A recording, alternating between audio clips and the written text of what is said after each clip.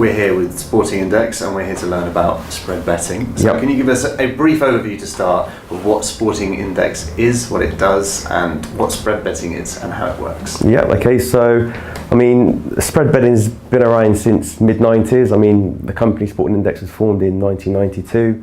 I think originally we just had 5 members of staff working out of a tiny office. Spread betting grew in the 90s. There's I'd say a boom. It was probably born out of the idea of trying to replicate financial spread betting. So obviously we use a lot of the same terminology, such as buy, sell, long, short, margin, mark to market, etc. I mean, the spread betting landscape was a lot more competitive back then. There was more companies, there's Cantor Sports, IG Index. So I mean, I guess the idea with spread betting is it's a unique way of betting. It's a different way of betting than the traditional fixed odds betting. It appeals to a certain type of punter, I'd say, so one that likes volatility.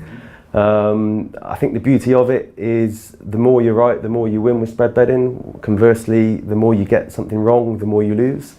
So I think a good sort of example, if you have a bet on a game of football, you back a team, even money to win the game, they're 3-0 up at half time.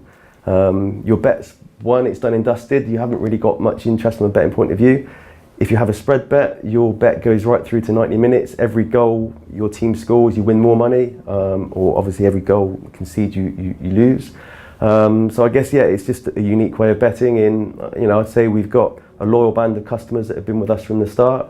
I think it just offers low risk, high reward, which is something that maybe the fixed odds industry doesn't do. Or perhaps a change in regulation has happened in 1999 with the wides, and told the story of some losses there. Do we have to talk about that one? Can you give us the brief overview of what happened in 1999? So that was before my time, but only just. From what I gather, I mean, I think our opening price was around 270, 280, and I'm not sure, but I'm guessing not a lot of time was put into deriving that price.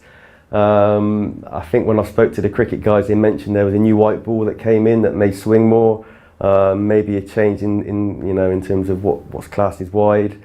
I think the market got bought up. It ended up settling around 700-800 higher than the quote, around 900. So I mean, if you've had a pound buy, you've made 700 quid, which that's I mean, I'd say over the years there's been a few examples of markets like that where we have got it completely wrong, but that's not to say we get it very right as well on lots of other occasions. So, but that is I say a fairly famous example from Sporting Index of where we did get it wrong. I guess that's part of the battle between punter and you guys, is who's got the best knowledge and applying their knowledge in the best possible way. Because as you say, I mean, our cricket team, we've got 5 traders, so we've just got 5 guys looking at cricket prices. It's their opinion at the end of the day. They may overlook something, they may miss a memo. News can break overnight that we don't spot something quick enough, our clients can react. I would say we are beatable. We're not. It's not one-way traffic.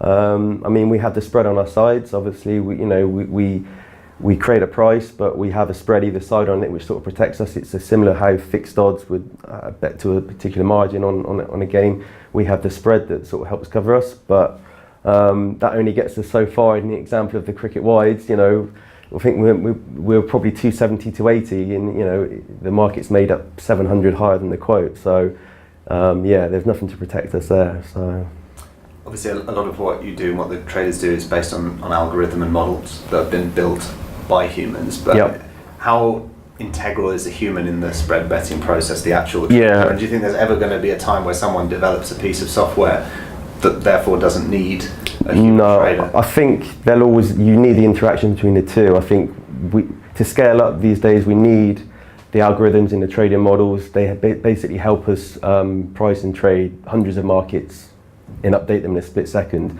But we also need the human element just to go in on top of that, to oversee that everything's okay, just to check that they're happy with the price.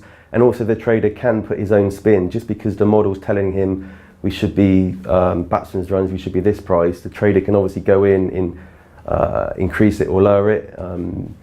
obviously the traders also see in the company position, so we may be building up a big position on a particular team or a particular player, and we can obviously tweak our price to try and maybe get some two-way business, maybe hopefully try to balance the books. But yeah, I mean, I don't think we can completely rely on the models in automation to get us through. We need the human element, I think, to finesse on top, I would say. How much has trading changed in cricket in the last 20 years? So yeah, I mean, so I was thinking about this earlier. If you go back, say 20 years, everything was done on pen and paper. Basically, it was a trader's opinion. You would input the price manually into our trading platform. As wickets were happening or fours and sixes would go, the trader would manually update the price by hand. He could only offer maybe 7 or 8 markets at once because he was having to update them all one by one.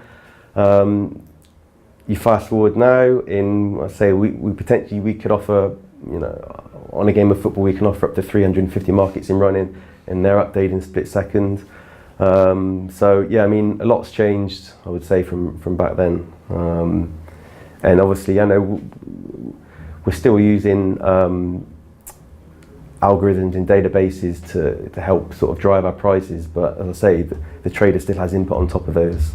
So. And what about T20 cricket? Has that changed from a cricket-specific basis? Has that changed the way in which people gamble? Yeah, I think it's lends itself to this idea of the quick hit. People like something quick and fast, and they want to bet. They want to see it, realise whether it's a win or a loss.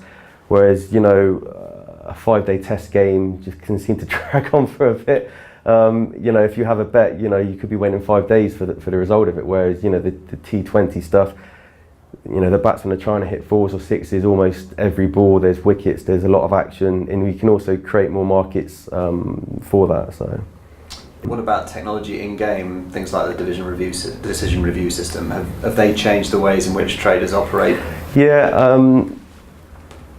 I would say generally with the way our systems work, if we give a wicket or we give a result, it's very hard to then undo it if there's been a review in it. So that's is one of the ways we've had to adjust our models to almost have a delay in settlement for certain markets, because if we suddenly settle, we could have 200-300 bets on one batsman, and if we settle him, the clients have got the money sat in their account and they could potentially withdraw that cash. So we obviously have to have a delayed settlement, which, yeah, I mean, our modelling team have built that into lots of our models, particularly in football with the VAR as well is another area which causes us no end of grief. But yeah.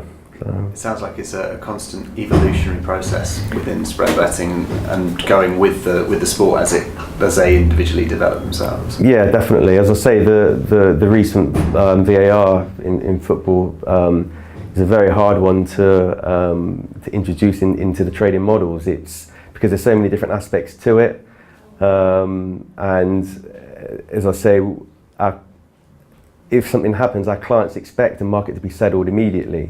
Yeah, as we explained earlier, it's very tricky to settle a market when you know it. You may have to undo that settlement almost 30 seconds later. So, yeah. This summer is a home World Cup, the Cricket World Cup. How much business do you expect to be doing ahead of that, or how mumuch business is already being done? Yeah, so I'd say business has been brisk so far. We've sent some long-term markets down. With it being a home-based tournament, we would expect very good levels of turnover, with more to do with the times that the matches take place. Obviously, if it was a Southern Hemisphere match in a tournament and games were through the night, we wouldn't expect as much business. But I think with England being favourites to win it, and obviously it being based in England, yeah, we are hoping for good levels in, obviously, lots of profit.